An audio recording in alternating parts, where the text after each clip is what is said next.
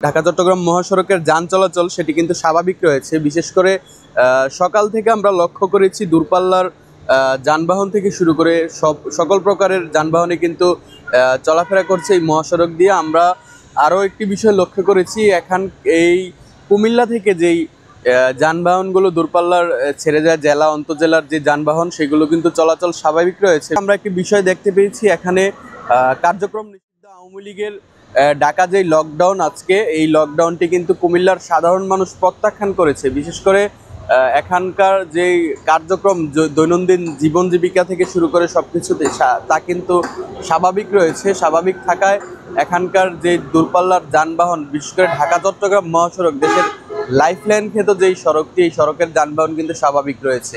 আমরা সকাল থেকে লক্ষ্য করেছি এখানকার আইনশৃঙ্খলা বাহিনী থেকে শুরু করে সবাই কিন্তু তৎপর রয়েছে এই আওয়ামী লীগের এই আজকের যে লকডাউন প্রতিহত করতে।